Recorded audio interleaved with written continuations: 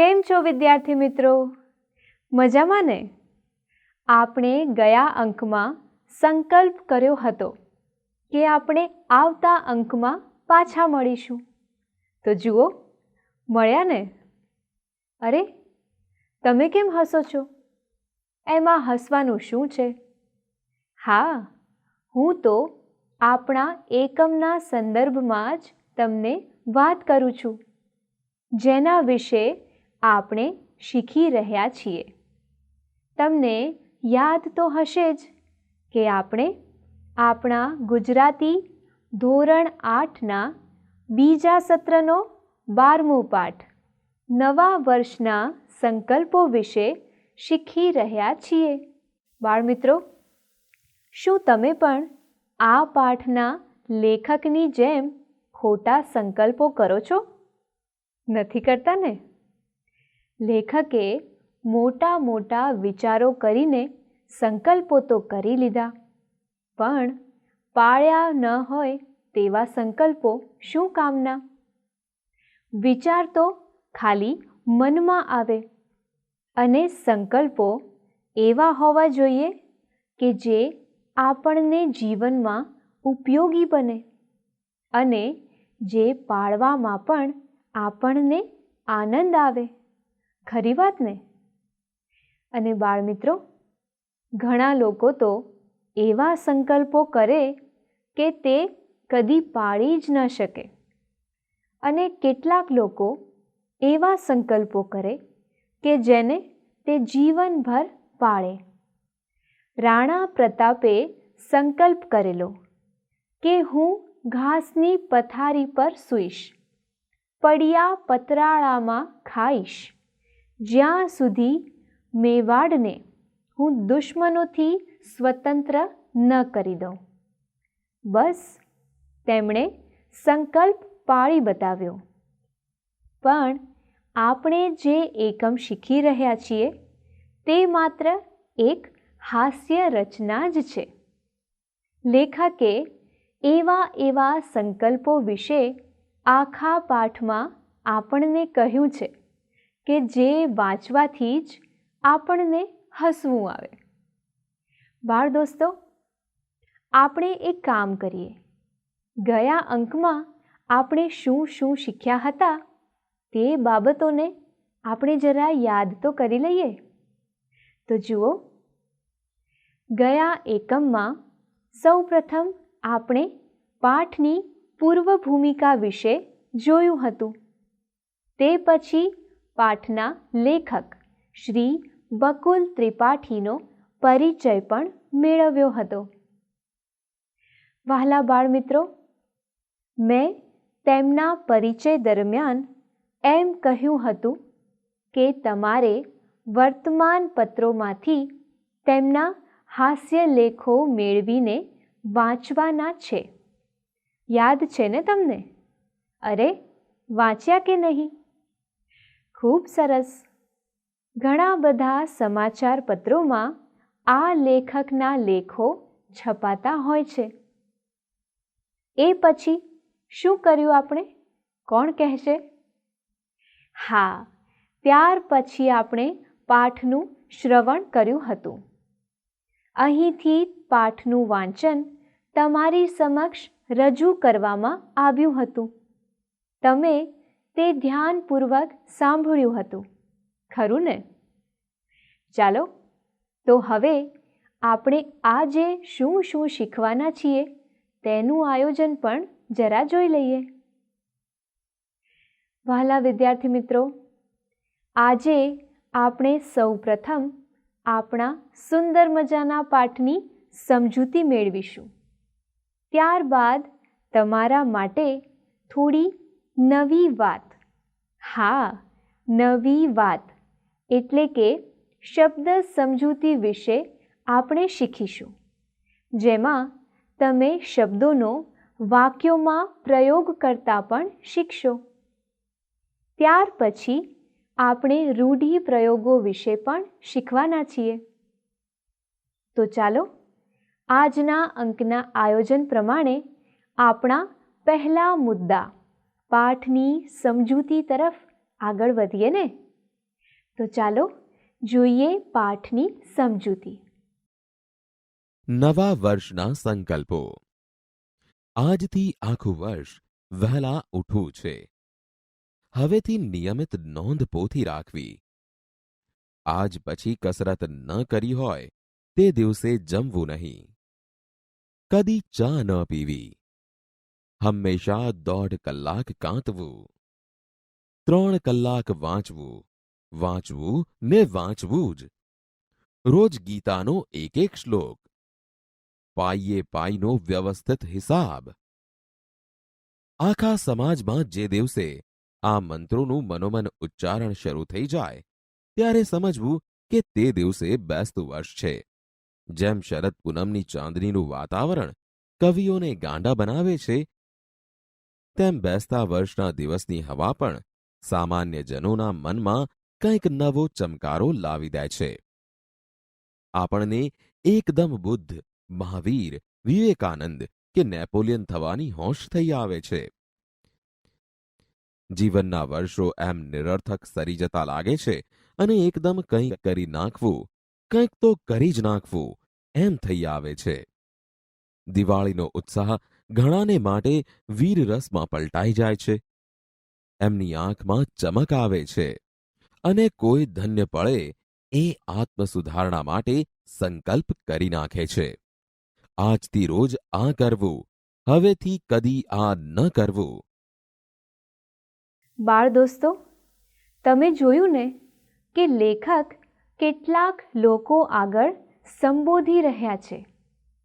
તે પોતાના નવા વર્ષના સંકલ્પો વિશે ઘણા બધા લોકો સમક્ષ વાતો કરી રહ્યા છે. શરૂઆતમાં જ કેટલા બધા સંકલ્પોનું તેમણે વર્ણન કરી નાખ્યું. જોયું ને તમે? હા, વહેલા ઉઠવું, પછી ચા ન પીવી, કસરત ન થાય તે દિવસે જમવું નહીં, ગીતાનો એક શ્લોક વાંચવો વગેરે.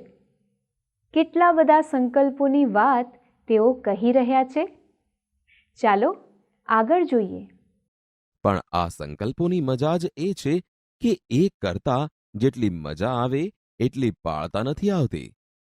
દાખલા તરીકે, મને જ એક બેસતા વર્ષે કોઈએ સલાહ આપી કે મારે આત્મસુધારણા માટે કંઈ ઉચ્ચ સંકલ્પ કરવો.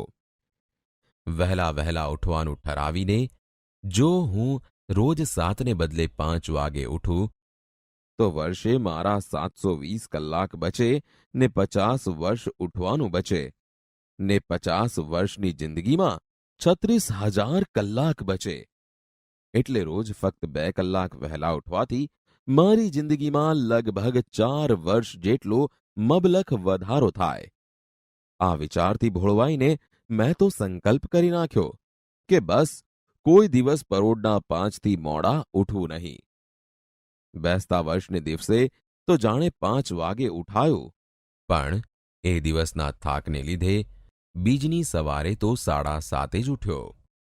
પછી પાંચમ સુધી તો જાણે દિવાળી જ કહેવાય, એટલે મોડા ઉઠવામાં વાંધો નહીં. છઠને દિવસે 5 વાગે જ ઉઠવું હતું, પણ બન્યું એવું કે બીજે દિવસે 5 વાગે ઉઠવાનું છે એ વિચારથી પાંચમની રાત્રે મને એટલી બધી ચિંતા થઈ કે રાતના 1:30 વાગ્યા સુધી ઊંઘ જ ન આવી. આથી છઠની સવારે પણ 8 વાગે ઉઠાયું. છતાં 7મે દિવસે તો સંકલ્પ તાજો કરીને એલાર્મ ગોઠવ્યું એ ખરું, પણ બીજે દિવસે 8:30 જ ખબર પડી કે કાંટો ખોટો ગોઠવાયો. પછીને દિવસે એલાર્મ ગોઠવતા ધ્યાન રાખ્યું તો વળી ઘડિયાળ બગડી ગયું અને વહેલા ન ઉઠાયું. કાર્તિકી પૂર્ણિમા સુધી ઘડિયાળનું સમારકામ ચાલ્યું. વધ પડવાની રાત્રે ગોઠવ્યું, પણ ચાવી આપવાનું ભૂલી જવાથી રાત્રે 2:30 વાગ્યે ઘડિયાળ જ બંધ પડી ગયું. આમ અનેક મુશ્કેલીઓ વટાવતા વટાવતા વદ સાતમે 5 વાગે બરાબર એલાર્મ વાગ્યો. એટલે 5:30 ઉઠ્યો તો ખરો, પણ પછી વિચાર આવ્યો કે ઉઠ્યા પછી 10 મિનિટ રહીને સૂઈ જવામાં વાંધો નહીં. એમ કરવાથી કંઈ સંકલ્પનો ભંગ થતો નથી. 5 વાગે ઉઠીને પાછા સૂઈ જઈએ તો 5 વાગે ઉઠ્યા તો કહેવાય જ ને. થોડા દિવસ આ પ્રમાણે કર્યા પછી એકવાર સવારે 5 વાગે સૂતા સૂતા જ વિચાર આવ્યો કે હે જીવ, આટલી બધી ઉપાધિ શાને? 4 વર્ષ વધુ જીવવાને માટે જ ને? જીવનનો એવો મોહ શો? સંતો મહાત્માઓ તો જીવનની માયા મૂકવાનું કહી ગયા છે, ત્યારે હું તો વહેલો ઉઠીને એ માયા વધારી રહ્યો છું. આવો મોહ શું કામ રાખવો? મારી આત્મસુધારણા તો આમ ફિલસૂફીને પંથે ચડી ગઈ. એટલે પેલો વહેલા ઉઠવાનો સંકલ્પ પણ શબ્દ રચના હરીફાઈના અડધા ભરાયેલા વ્યૂહ જેવો એમને એમ પડી રહ્યો. જોયું બાળ મિત્રો, લેખક તો કેટલા ભોળા અને સરળ છે. બિચારા આપણને કેટલી સરળતાથી બધી વાતો કહી દે છે. વહેલા ઉઠવાના એમના સંકલ્પનું એમણે પોતાની જાતે જ કેવું સુરસુર્યું કર્યું. આ આખીએ વાત આપણી સમક્ષ તેમણે ખૂબ જ સહજતાથી કહી દીધી, ખરું ને? તો ચાલો હવે આગળ જોઈએ. બેસતા વર્ષને દિવસે ઉત્સાહમાં આવી જઈને કરેલા મોટા ભાગના સંકલ્પોની આ જ ગતિ થાય છે. એક જણે દિવાળીની રાતથી જ ચા છોડી દીધેલી. એમનો સંકલ્પ જીવેલો પણ ખરો. 1 અઠવાડિયું, 2 અઠવાડિયા, 3 અઠવાડિયા એમણે ચા ન પીધી તે ન જ પીધી. માતાનો પ્રેમ, પિતાની આજ્ઞા, ભગિનીના આંસુ, પત્નીની ધમકી, મિત્રોની મશ્કરી, ચાની જાહેર ખબરો કોઈ એમને ચડાવી ન શક્યું. એમના એ સંયમનો મહિમા દિશા દિશામાં ગાજી રહ્યો. છેક સ્વર્ગમાં પણ એના તરંગ પહોંચ્યા ને ઇન્દ્રનું આસન પણ ડોલી ઉઠ્યું. પરંતુ થોડાક અઠવાડિયા પછી જ્યારે એ ભાઈ કોક માંદગીની માયામાં લપટાયા તે વખતે એમને થોડા ઉપવાસ કરવા પડ્યા. અને ત્યારે એક ધન્ય ક્ષણે એમને જ્ઞાન થયું કે ચા પીવાથી ઉપવાસમાં રાહત રહે છે. એટલે એમણે હળવે રહીને ચા પીવા માંડી. એ પછી તો 2-4 મહિને માંદગી ગઈ તોય ચા તો રહી જ પડી. અને હવે તો એ સાજા થઈ ગયા પછી પણ રોજના 7 પ્યાલા ચા પીએ છે. આમ એમની માંદગીને બહાને એમનો સંકલ્પ સ્વર્ગે સિધાવ્યો અને ફરી કદી એણે પુનર્જન્મ ન લીધો. બાળ દોસ્તો, બિચારા ભાઈએ ચા ન પીવાનો પાક્કો સંકલ્પ કર્યો. ચા એ ન પીધી, પણ બીમારી આવે, ઉપવાસ કરવા પડે અને ચા પીવાનું શરૂ થઈ જાય તો એમાં એમનો કંઈ વાંક કહેવાય? બોલો તો, કહેવાય? નવા વર્ષે લીધેલા સંકલ્પોનું આવું જ થતું હોય છે, એમ લેખક અહીં આપણને જણાવી રહ્યા છે. એ પણ તમે સાંભળો છો ને? અને સાથે જોજો પણ ખરા. ચાલો હવે આગળ સમજૂતી મેળવીએ.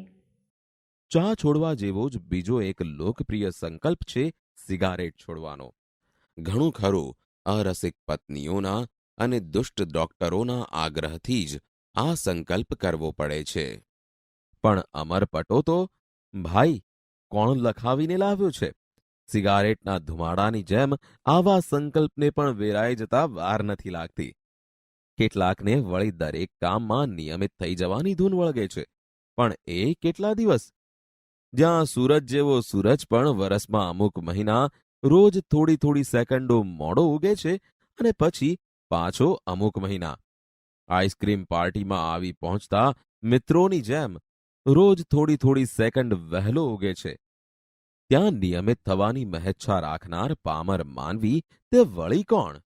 હા, કેટલાક મહાપુરુષો નિયમિત બની શક્યા છે ખરા, પણ એ લોકો નિયમિત છે એટલે મહાપુરુષ નથી થયા, પણ મહાપુરુષ છે એટલે નિયમિત થઈ શક્યા છે. વાહ લેખક વાહ! પોતે સંકલ્પો કરીને પાળી શકતા નથી એટલે જુઓ, છેક સૂરજ સુધી પહોંચી ગયા. સૂરજ વર્ષના અમુક મહિના વહેલો અને અમુક મહિના મોડો ઉગે છે. તે બહાના નીચે લેખક પોતે કરેલા સંકલ્પો તૂટે તેનો કેવો લૂલો બચાવ કરે છે, જોયું ને તમે? પણ યાદ રાખજો, આ લેખક હાસ્ય લેખક છે. આપણને હસાવવા માટે જ આવી ઘટનાઓ અને આવી વાતો તેમણે પાઠમાં જોડી છે. બાકી તો તેઓ ખૂબ જ સંકલ્પબદ્ધ વ્યક્તિ હતા. ચાલો હજુ વધુ આગળ સમજૂતી મેળવીએ. એક સંબંધીએ નવા વર્ષને દિવસે ક્રોધને જીતવાનો સંકલ્પ કરેલો. આમ તો એ વાતમાં ચીડાય ને પાન ખરતા પીડાય એવા સ્વભાવના હતા. પણ બેસતા વર્ષને બીજે દિવસે સવારે તો આ સંકલ્પના સંતોષમાં મલકાતા મુખે એમણે પત્નીને બૂમ મારી, "અરે સાંભળે છે કે? શું છે? હવે અહીં આવતો ખરી." પણ શું છે? લ્યો કહો, શું કામ છે? જો, ગઈકાલથી મેં નક્કી કર્યું છે કે કદી કોઈના શબ્દોથી અકળાવું નહીં. હોય દુનિયા છે. ઠીક. તને મારો આ સંકલ્પ ન ગમ્યો? ગમ્યો, પણ પાળો ત્યારે ખરા. શું કહ્યું? પાળો ત્યારે ખરાય એટલે? શું મારામાં એટલો નિયમ પાળવાની પણ તાકાત નથી? હશે તો જોઈશું ને. એટલે તું તારા મનમાં સમજે છે શું? હું તે કઈ અને ખલાસ. એન્જિન બગડ્યું, મિજાજ છટક્યો. એ તો આખી સોસાયટી ગજાવવા જતા હતા ત્યાં એમના શ્રીમતીએ એમને યાદ કરાવ્યું કે એમનો સંકલ્પ એમણે ત્યાંને ત્યાં જ તોડ્યો હતો. ત્યારે જ માંડ એ શાંત પડ્યા. નવા વર્ષે ક્રોધ. ક્રોધ એટલે ગુસ્સો. ગુસ્સો ન કરવાનો સંકલ્પ લેનાર ભાઈ કેટલી નાનકડી વાતમાં એકદમ ગુસ્સે થઈ ગયા, જોયું ને?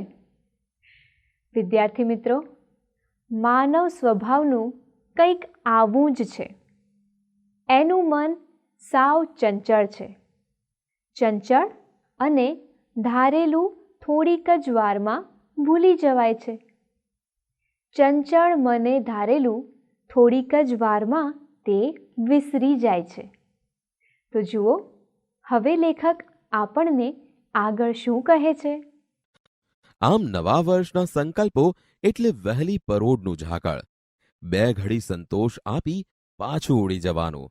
વૈશાખની બપોરે જેમ વંટોળિયા જાગીને પાછા સૂઈ જાય છે, અથવા તો શિયાળાની સવારે જગતના કોક અગમ્ય ખૂણેથી એકાદ શરદીનું મોજું આવી આપણો કબજો લઈ લે છે અને દિવસભર રડાવીને અંતે આવ્યું હતું એમ અનંતમાં ચાલ્યું જાય છે. કે પછી ઉસ્તાદના જલસામાં કોઈ સંગીત બરાબર જામ્યું હોય ત્યારે ઊંઘનું એકાદ ઝોકું આપણને પાવન કરીને તબલાની પાછી એક જબરદસ્ત થાપે આપણને ચમકાવીને ભાગી જાય છે. એમ આત્મસુધારણાના ઉત્સાહનું મોજું પણ દર બેસતા વર્ષે આવે છે અને આવીને પાછું ઉડી જાય છે.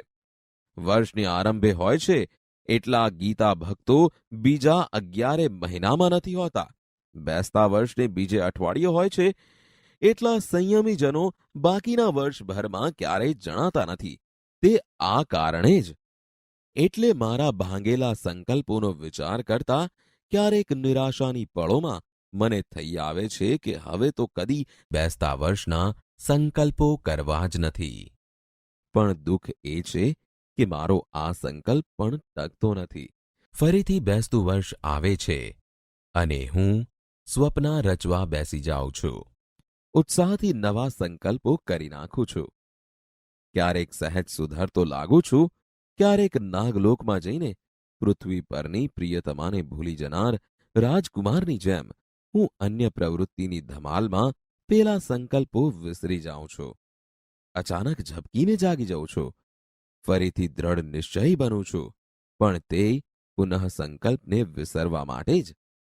કાનમાં પેલો રોમારોલા મને કહ્યા જ કરે છે, સ્વપ્નો તો જીવનના ધનુષ્યની પણછ જેવા છે ભાઈ. એ પણછ ખેંચાઈ હશે તો ક્યારેક પણ કાર્યનું તીર નિશાન ભણી ઉડશે અને મારા બધાય સંકલ્પોના રોપા ફૂલી ફાલી મહેકી ઉઠ્યા હશે. એવા દિવસની કલ્પનામાં હું નહીં પાળેલા સંકલ્પોની વ્યગ્રતા વિસરી જાઉં છું.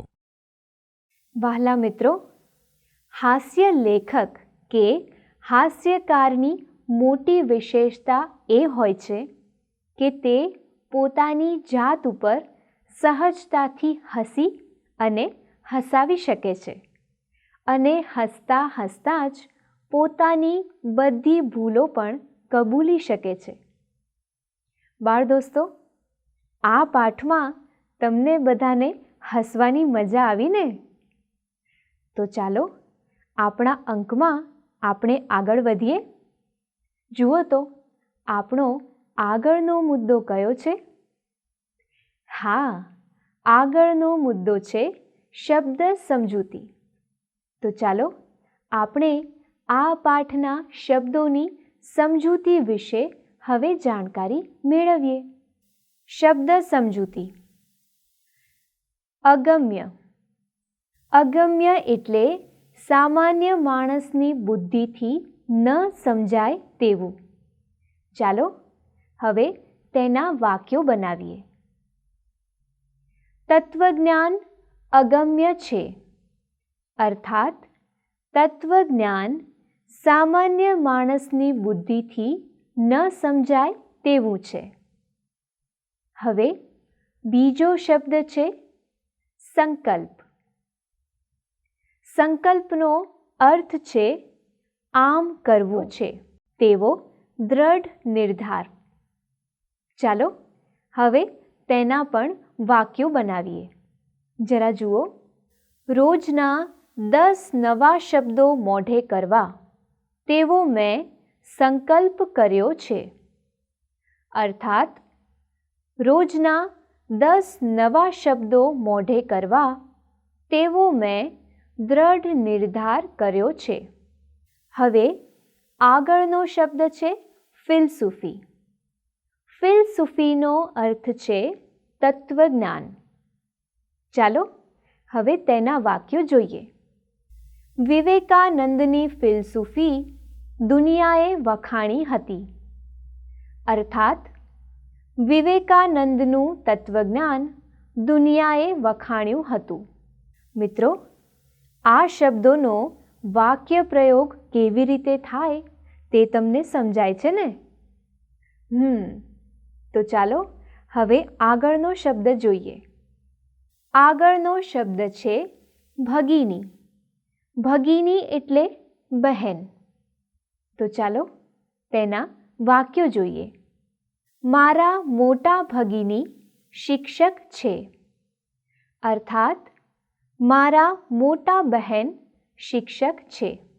હવે આગળનો શબ્દ છે રોમારોલા, એટલે ફ્રાન્સના જગવિખ્યાત સર્જક અને ચિંતક. ચાલો હવે વધુ એક શબ્દ જોઈએ. શબ્દ છે પાઈ. પાઈ એટલે તાંબાનો એક સિક્કો, અથવા તેનો બીજો અર્થ છે પૈસાનો ત્રીજો ભાગ. તો ચાલો તેના વાક્યો જોઈએ. તેમણે દાનમાં એક પાઈ આપી. અર્થાત તેમણે દાનમાં તાંબાનો એક સિક્કો આપ્યો.